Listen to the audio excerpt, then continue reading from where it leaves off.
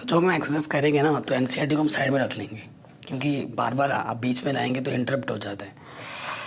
So question 1 क्या बोल रहे हैं, बोल रहे in question 1 to 3 choose the correct option and give justification. मतलब अंदाजे पर टिक नहीं मारना है, सॉल्यूशन करके फिर बताना है। जस्टिफिकेशन का मतलब होता है सॉल्यूशन करके दिखाओ क्यों आप टिक कर रहे हो ये ऑप्शन को।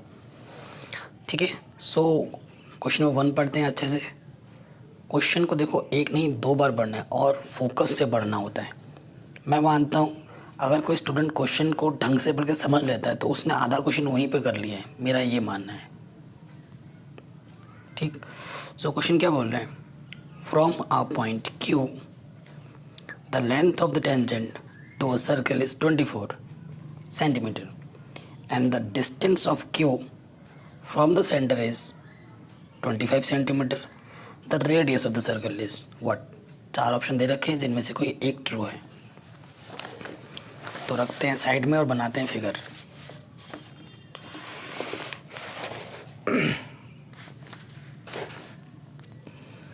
सो देखो क्या बोल रहे हैं, हमारे पास एक सर्कल है, ये उसका सेंटर मान लो O है। ठीक है, कह रहे हैं from a point Q, suppose करो कोई पॉइंट यहाँ Q है। The length of the tangent is, ये पॉइंट हमारे Q है, इस पॉइंट से टेंजेंट डाला गया है यहाँ पर, यही टेंजेंट होगा। ठीक है, आगे जा रहा है तो, लेकिन इतनी दूरी को हम टेंजेंट बोलते हैं। ये हमारा टेंजेंट है, जैसे हिंदी में बोलते हैं स्पर्श रेखा। तो ये टेंजेंट हमारा हुआ जिसकी लेंथ इन्होंने बोला है कितना है 24 सेंटीमीटर। एंड इस क्यू से इस सेंटर की दूरी जो डिस्टेंस बोला है वो कितना बोला है 25 सेंटीमीटर। क्लियर। सो हमें क्या फाइंड करने का बोला, रेडियस। व्हाट इज रेडियस, ये डिस्टेंस रेडियस है। ये तो चलो क्यू बोला था उन्होंने, सेंटर को हमने ओ मान दिया, इसको कुछ नाम पी बोल देते हैं। ठीक है, अब आ जाते हैं हमें क्या फाइंड करना है, O P. Let O P equals to क्या है R. Let radius O P equals to R centimetre. ठीक है, सो ये फिगर तो हमें समझ में आ गया यूजिंग 10.1 थ्योरम। 10.1 थ्योरम क्या कहती है कि अगर आपका कोई टेंजेंट होता है और अगर आप सेंटर से उस पॉइंट को मीट करते हैं, पॉइंट ऑफ कांटेक्ट को, तो यहाँ पे जो एंगल बनता है वो कितना होता है 90 होता है। सो जब यूज़ करेंगे तो एंगल ओ पी क्यू कितना होगा 90, ये 90 होगा। अगर जब ये 90 है सो ओ पी क्यू ये क्या होगा, एक राइट ट्रायंगल होगा और इसमें हम पाइथागोरस थ्योरम यूज़ कर सकते हैं। Therefore triangle O P Q is a right triangle. Therefore, using Pythagoras theorem. Clear. Pythagoras theorem क्या बोलती है, हाइपोटेन्यूज का square is equals to perpendicular का स्क्वायर प्लस बेस का square. And what is hypotenuse, hypotenuse is 90 के सामने वाला just 25 का स्क्वायर। पी बोले तो परपेंडिकुलर यानी कि ये P Q which is 24 centimetre square. And base sorry यहाँ पर परपेंडिकुलर हमारा आर था, कोई दिक्कत नहीं, बेस को मैंने पहले लिख दिया, परपेंडिकुलर को यहाँ लिख रहा हूँ और ये इसको लिख दिया, क्योंकि आपको पता है 1 + 2 = 2 + 1 होता है। आप पोजीशन चेंज कर सकते हैं। एंड परपेंडिकुलर की वैल्यू कितनी है मेरा आर, यानी कि यहाँ हो जाएगा आर का स्क्वायर। तो 25 का स्क्वायर क्या होता है 625 625 एंड 24 का होता है आई थिंक 576 करके देख लेते हैं ना, मेरे को याद नहीं आ रहा।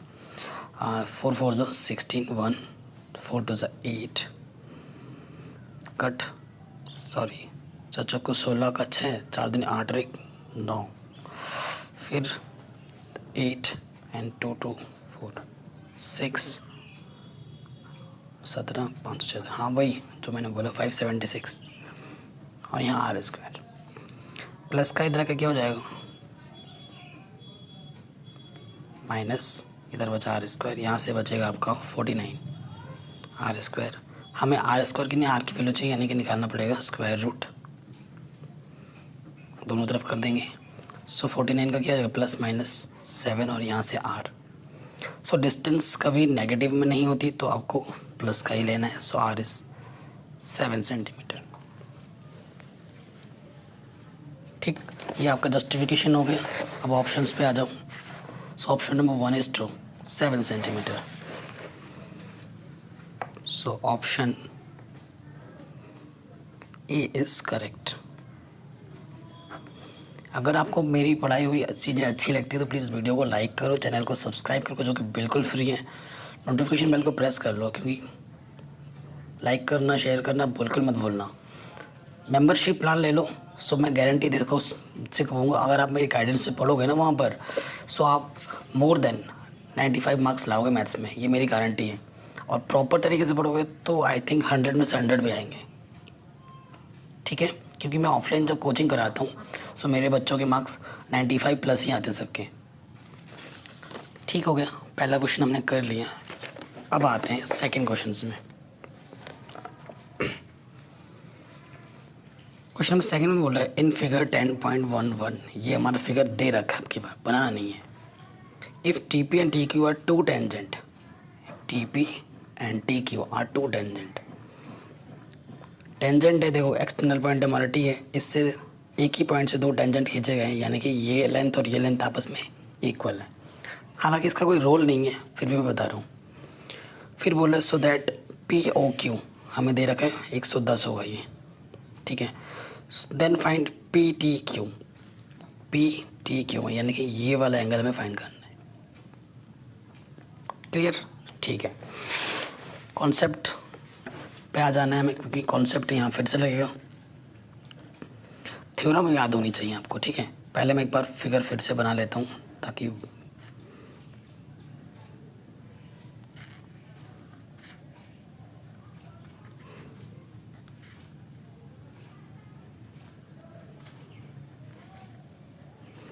ये हमने फिगर बना लिया। ठीक है, अब हमें ये एंगल फाइंड करने के लिए बोला है क्वेश्चन में। क्वेश्चन में क्या बोला है, आपको क्या फाइंड करना है, एंगल पी टी क्यू, ये चीज़ हमें फाइंड करनी है। तो बीच वाला ही तो होता है पी टी क्यू, ये एंगल फाइंड करना है हमें। ठीक है, सो फिर से यूजिंग या we know that using 10.1 theorem. अभी मैंने आपको बताया था क्या होता है 10.1 थ्योरम, कि टेंजेंट जो होता है और उस ये रेडियस हो एक्चुअली, उनके बीच में कितना एंगल बनता है 90 degree. Using 10.1 theorem, in short में लिख रहा हूँ, एंगल पी हमारे पास कितना होगा 90 एंड एंगल क्यू हमारे पास कितना होगा 90। इन शॉर्ट फॉर्म में एंगल में लिखा है। ठीक है, सो हमें एंगल डी फाइंड करना है, और ये क्या है क्वाड्रिलेटरल है 1 2 3 4। इन क्वाड्रिलेटरल सिंबल बना दिया, या लिख भी दो quadrilateral P T Q O by using angle sum property.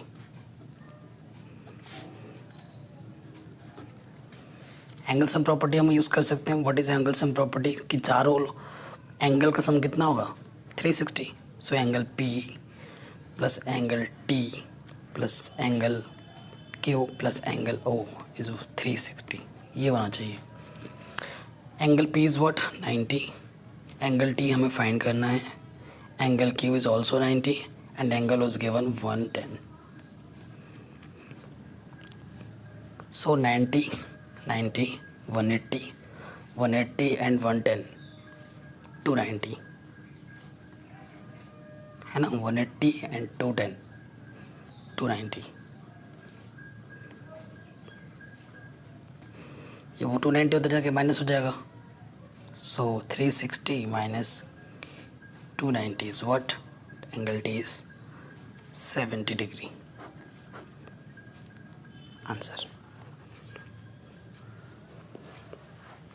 So this is our justification which is I've done, and look at options. So option number B is correct. Okay, got it. Now we are moving to question number third. Question number third क्या बोल रहा है, मैं फिर से वही चीज़ बार बार बोल रहा हूँ, क्वेश्चन को ढंग से पढ़ना है। और आपका जो भी थ्योरम होता है ना, थ्योरम जैसे जैसे चैप्टर नंबर 6 हो गया, चैप्टर नंबर 10 हो गया, इनमें थ्योरम्स की बहुत यूज़ है। सो जो सारे थ्योरम होते हैं ना वो आपको आने चाहिए। थ्योरम के बिना क्वेश्चन हिलेगा भी नहीं। अगर आपके थ्योरम को अच्छे से समझ में आ गया है तो सारे क्वेश्चन आपके लिए आसान है, क्योंकि थ्योरम बेस्ड क्वेश्चन ये सब। थर्ड में क्या बोल रहा है, if a tangent P A and P B from a point P to a circle with centre O are incline to each other at angle 80, then P O A is equal to what. अब इसमें figure नहीं दे रखा है, आपको figure बनाना पड़ेगा आपको। तो third number पे आ रहे हैं हम।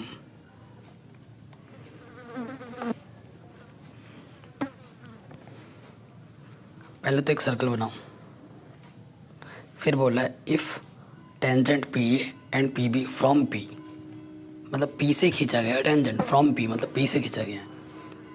ये एक टेंजेंट पी ए होगा, एक टेंजेंट पी बी होगा। सपोज करो ये पी ए है, ये पी बी है, और हमारा जो सेंटर बोला है वो बोला है ओ। ठीक है, तो मीट कर दे इसको, इसको भी मीट कर देंगे बिकॉज दोनों सेंटर हैं। ठीक है, बोला है तो हमें फाइंड करना है पी ओ ए। तो पी ओ और किस एंगल पे झुका हुआ है, इन्होंने बोला है एंगल 80 डिग्री पे झुका हुआ है A P B, inclined in angle 80 degree. ठीक है, तो हमें फाइंड क्या करना है, पी ओ ए, यानी कि पी ओ फाइंड करने के लिए मुझे यहाँ से ड्रॉ करना पड़ेगा। इसके बीच जो बाइसेक्ट करता हुआ गया है बिल्कुल। अब आ जाऊँ प्रॉपर चीज़ में बताता हूँ, प्रूफ में या सोल्यूशन पे आ जाऊँ। सबसे क्या करेंगे, ड्रॉ ओ टू पी। ठीक है, ड्रॉ कर दिया, विच इज़ बाइसेक्ट। इन एंगल को क्या करेगा, बाइसेक्ट करेगा। यहाँ पर लिख सकते that is bisects angle P and O.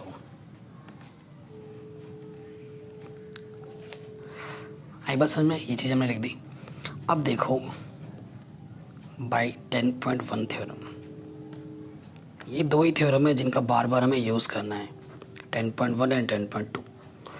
10.1 theorem से क्या हो जाएगा, देखो एंगल यहाँ पर भी कितना बनेगा 90, और एंगल यहाँ पर भी कितना बनेगा 90। ठीक है, clear. So angle A is what 90 degree and angle B is 90 degree. ठीक है, अब ये चीज़ हो गई। देखो एंगल, मैंने ये जो स्टेटमेंट लिखा है यहाँ पर that is bisect angle P and Q, ये स्टेटमेंट को मैं प्रूफ करके दिखाऊंगा, क्योंकि ये स्टेटमेंट हम डायरेक्ट नहीं लिख सकते हैं। उसके लिए क्या करना होगा, आपको इस ट्रायंगल और इस ट्रायंगल को पहले कॉन्ग्रुएंट दिखाना होगा, तभी ये बात आप बोल सकते हैं, अदरवाइज़ नहीं।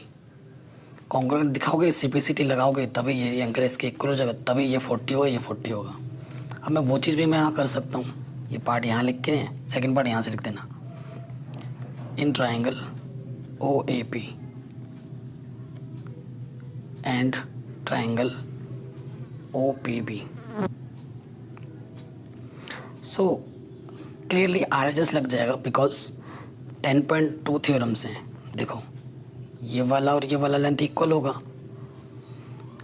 P A equals to P B by 10.2 theorem. ठीक है, एंड सेकेंडली क्या हो जाएगा, O B equals to O A, O B equals to O A, क्योंकि दोनों ही रेडियस हैं, and O is O P is common, O P equal to O P common दोनों में है। ठीक है, so by S S S दोनों ट्रायंगल क्या हो जाएंगे, कॉन्ग्रुएंट।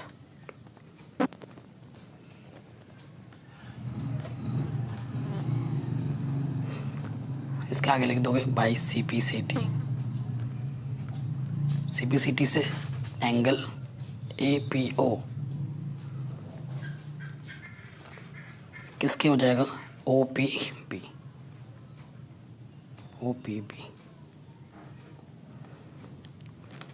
ठीक है, दैट इज दोनों इक्वल होंगे, टोटल 80 है तो दोनों डिस्ट्रीब्यूट हो जाएंगे। सो आपका जो एंगल है APO वो कितना हो जाएगा, 40। ऐसे करना पड़ेगा, आप डायरेक्ट नहीं लिख सकते, इसे इक्वेशन नंबर 1 मान लो। Now moving to triangle AOP। Now in triangle OAP using angle sum property,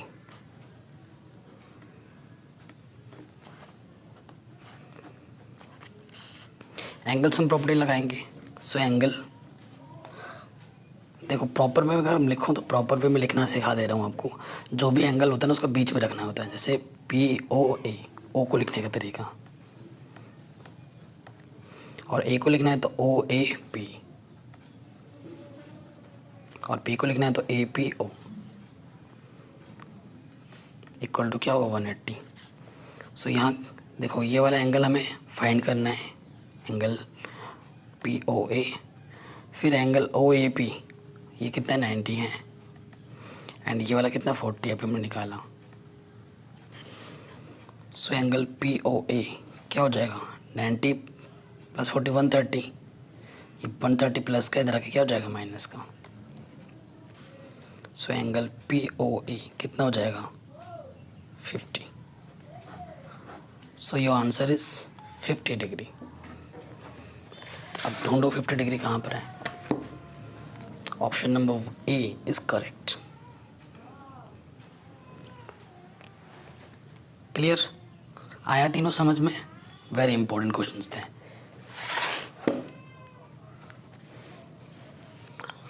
ठीक है, आई थिंक आपको कोई दिक्कत नहीं हुई होगी इन तीनों क्वेश्चंस में। अब आते हैं क्वेश्चन नंबर 4, 5, 6, 7 पे। बाकी 4 क्वेश्चन मैं बताऊंगा, मैंने बोला था, और बाकी क्वेश्चंस लेंथी हैं, वीडियो बहुत लंबी बन जाएगी, उतना डाटा मेरे पास होता नहीं है। सो नेक्स्ट जो पार्ट में आपको सारे क्वेश्चन करा दिए जाएंगे। मेंबरशिप प्लान ज़रूर ले लो दोस्तों, फ़ायदा रहेगा आपके लिए। सो क्वेश्चन नंबर 4 में क्या बोल रहे हैं, prove that the tangent draw at the ends of a diameter of a circle are parallel. ठीक, ये चीज़ हमें प्रूव करनी है। ऐसे क्वेश्चंस एक्चुअली बहुत कम पूछे गए हैं, बट ये नॉलेजेबल क्वेश्चन है, अच्छा क्वेश्चन है एक्चुअली, मैं तो अच्छा बोलूँगा, क्योंकि ये आपके दिमाग, आपके सोचने की क्षमता को टेस्ट करते हैं कि आप कितना सोच पा रहे हैं, कितना ऑब्जर्व कर रहे हैं इस चैप्टर से। देखिए उन्होंने बोला है कि अगर आपके पास एक सर्कल होगा, सर्कल का डायमीटर होगा, अगर आप उसके एंड पॉइंट से, ये इसका एंड पॉइंट है, ये इसका एंड पॉइंट है, इससे अगर टेंजेंट खींचोगे, एक पॉइंट पर टच करते हुए जा रहे हैं, सपोज करो इसका सेंटर ये O है, ये हमारा पॉइंट A था, ये पॉइंट हमारा B है, और हमें बताना है, इसका नाम दे दो कुछ, आगे तक तो जा रहे हैं लेकिन नाम दे देते हैं, CDEF।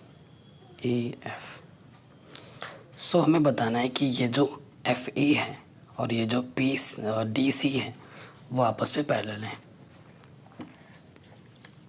ठीक, देखो पैरेलल कब होता है, जब उनके बीच की, जब दो लाइन होते हैं उनके बीच की डिस्टेंस इक्वल हो, और साथ ही साथ उनके बीच का जो एंगल होता है ना यहाँ से, वो दोनों में इक्वल होना चाहिए। अगर ये चीज़ आप शो कर देते हैं तो वो दोनों जो लाइंस होती हैं वो आपस में क्या हो जाती है, पैरेलल। यही शो करना है इस क्वेश्चन में। सो बहुत आसान है, देखिए कैसे करेंगे। आप ले लेंगे, प्रॉपर्टी लगाओ, थ्योरम का यूज़ करो, यूजिंग 10.1 थ्योरम।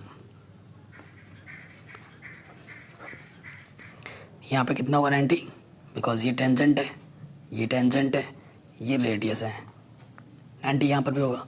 सिमिलर यहाँ पर भी 90 होगा, यहाँ पर भी 90 होगा, तो वही चीज़ मैं लिखूँगा, OAE 90, FAO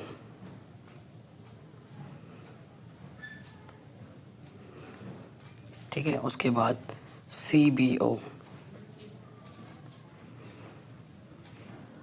एंड DBO हो गया 90।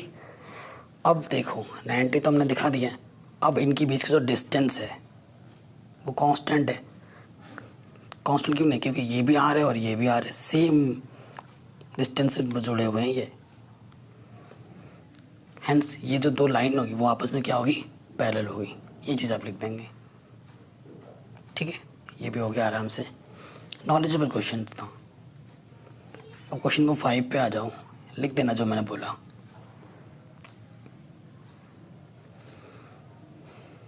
इसको मैं बस समझाऊंगा 5वें क्वेश्चन को, ठीक है, कि कैसे आप प्रूफ करेंगे। बस नॉलेज के लिए क्वेश्चन है ये। तो 5वें क्वेश्चन में बोल रहा है, prove that the perpendicular at the point of contact of a tangent to a circle passes through the centre. ठीक है, बोल रहे अगर आपके पास एक सर्कल है, उसको एक कोई टेंजेंट टच करते हुए गई है, उसका जो पॉइंट ऑफ कॉन्टैक्ट है, सपोज करो ए पॉइंट है वो, और ये जो सेंटर है इसको सपोज कर लो ओ, अगर इसका जो रेडियस होता है वो सेंटर को पास करते हुए जाता है। Prove that the perpendicular at the point of a contact to the tangent to a circle passes through the centre. So यही तो 10.1 थ्योरम कहती है। परपेंडिकुलर अगर खींचोगे यहाँ पर ए पॉइंट से, अगर परपेंडिकुलर खींचोगे, सो 10.1 थ्योरम तो बोलती है कि जो सेंटर से होता है वो 90 से होता है। अगर ए पॉइंट से अगर आप ड्रॉ करोगे परपेंडिकुलर, तो वो बाय 10.1 थ्योरम वो किससे होकर जाना पड़ेगा उसको, सेंटर से। सेंटर से होते हुए जाता है, और यही हमें प्रूफ करना है। तो आप क्या लिखोगे, if we draw a perpendicular through a point, then we know that using 10.1 theorem it is obviously passing through the point O, hence proved। ये लैंग्वेज लिख दो के बाद ख़त्म। सो ये क्वेश्चंस कभी आए तो है नहीं, बट नॉलेजेबल है। ठीक है, क्वेश्चन नंबर 5 भी हो गया।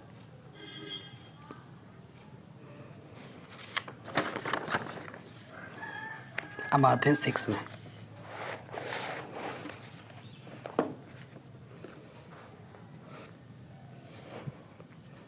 सो क्वेश्चन नंबर 6 में क्या बोल रहे हैं, कह रहे the length of a tangent from a point A at a distance 5 centimetre from the centre of the circle is 4 centimetre, find the radius of the circle.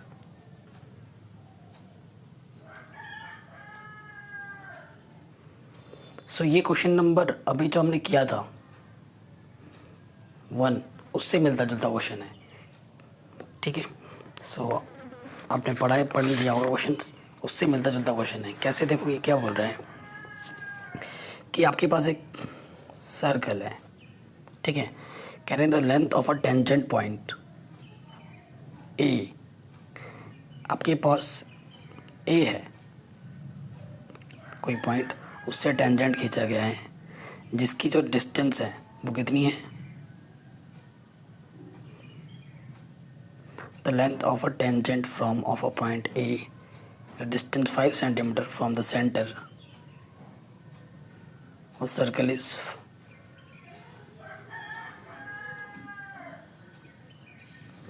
एक मिनट क्वेश्चन में दोबारा पढ़ रहा हूँ। The length of a tangent from a point A at a distance 5 centimetre from the centre of the circle is 4 centimetre, find the radius of the circle. जो हमारा centre है उस पॉइंट से इस पॉइंट ए की distance उन्होंने बोला है कि ये 5 है, एंड जो हमारा मेन सर्कल का जो टेंजेंट है वो बोला है 4 है। सो हमें क्या फाइंड करना, रेडियस। ये क्वेश्चन में बोल रहे हैं।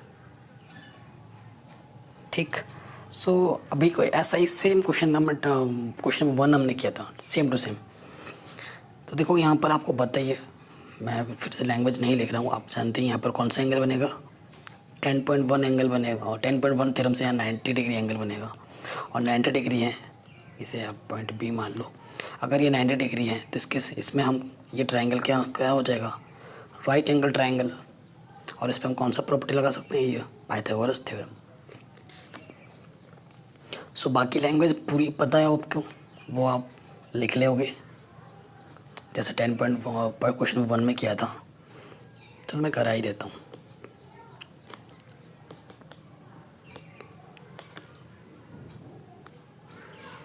Ten point one theorem, angle base 90, so triangle O B ए।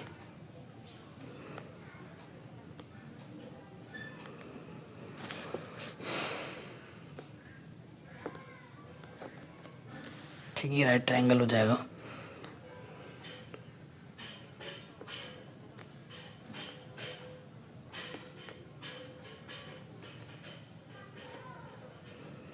using Pythagoras theorem।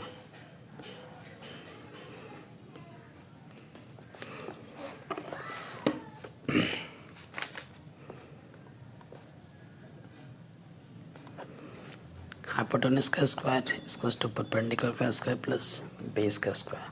हाइपोटेनस क्या है हमारा 5 है, बेस हमारे क्या है 4 है, परपेंडिकुलर हम क्या मानते हैं r, वही हमें फाइंड करना है। परपेंडिकुलर r स्क्वायर, r का स्क्वायर, b हमारा 4 है, 4 का स्क्वायर, सो 5 का स्क्वायर 25, r स्क्वायर 16, 16 प्लस की तरह क्या हो जाएगा माइनस,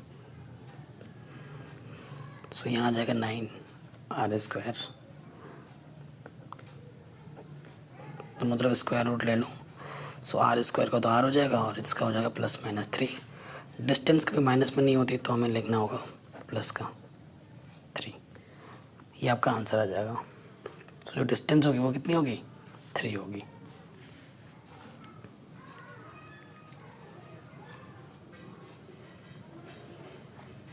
ठीक है, कॉपी कर लिया आपने, चलिए ये भी हो गया। अब आते हैं हम हमारे लास्ट क्वेश्चन पे इस पार्ट के। बाकी क्वेश्चंस आपको नेक्स्ट पार्ट में मिल जाएंगे। लाइक शेयर ज़रूर कर देना प्लीज़ गाइस, एंड कमेंट करके आपको ज़रूर बताना है कि आपको वीडियो कैसी लगी। और सब्सक्रिप्शन प्लान के बारे में आप सोच सकते हैं, 100 रुपये क्या होता है यार, 100 रुपये में आपका तो आजकल एक NCERT की एक नोटबुक भी नहीं आती है। सो 100 रुपीज़ ही पे करने हैं आपको एक बार, और पूरे साल भर के लिए आपकी प्रिपरेशन फ्री हो जाएगी। प्रीवियस के questions, mock test, sample papers, RD Sharma, NCERT, सारी चीज़ कराऊंगा मैं, और क्या चाहिए। 7 कह रहे हैं 2 कॉन्सेंट्रिक सर्कल्स। कॉन्सेंट्रिक सर्कल क्या होता है, जब दो सर्कल का जब सेंटर एक ही हो उसे हम कॉन्सेंट्रिक सर्कल्स बोलते हैं। उन दोनों सर्कल्स को, जिन दोनों सर्कल का सेंटर एक ही हो। ठीक है, सो इस क्वेश्चन में बोल रहा है 2 concentric circles are of radii 5 centimetre and 3 centimetre. ठीक है, ये बोला है। सो ऑब्वियसली जो बड़ा वाला होगा वो 5 सेंटीमीटर होगा और छोटा वाला 3 सेंटीमीटर होगा। फिर बोला है find the length of a code of this larger circle. Larger circle ये वाला है, इस सर्कल का कोड फाइंड करना है विच टचेस द स्मॉलर सर्कल, जो स्मॉल सर्कल को टच करते हुए जाती है, ये कोड हमें फाइंड करना है।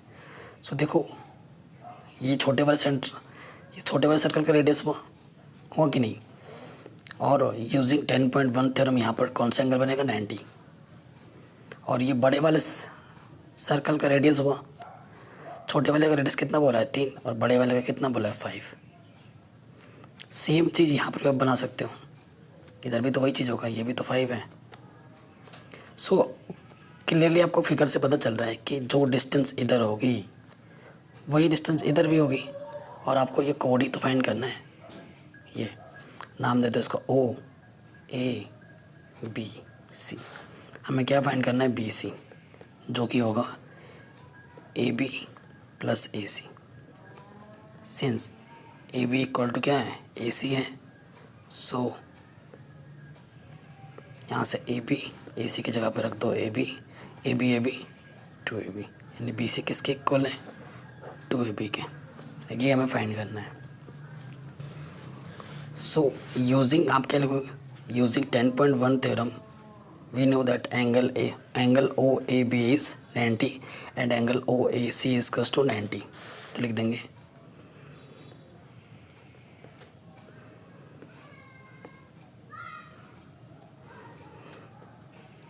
Angle OAB 90 degree, angle OAC 90 degree, और हमें लेना है इन ट्रायंगल, कोई से भी एक ले लो, OAB ले लेते हैं बाय पाइथागोरस थ्योरम।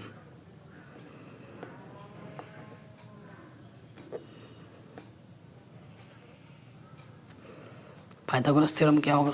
हाइपोटेन्यूज का स्क्वायर इक्वल टू बेस का स्क्वायर प्लस परपेंडिकुलर का स्क्वायर। हाइपोटेन्यूज क्या है हमारा? 90 के सामने वाला लेंथ 5। बेस हमारा क्या है?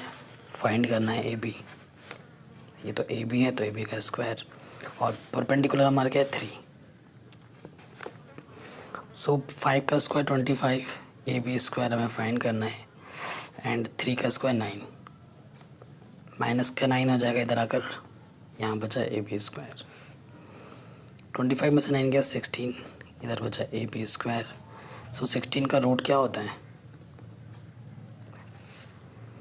4, प्लस माइनस 4 ले लेंगे, लेकिन डिस्टेंस कभी नेगेटिव नहीं होती तो 4 आ जाएगा। सो AB इज़ 4। तो हमारा जो कोड है, कोड BC, वो क्या हो जाएगा? 2 इंटू AB है, वो AB कितना है? 4, यानी कि 8।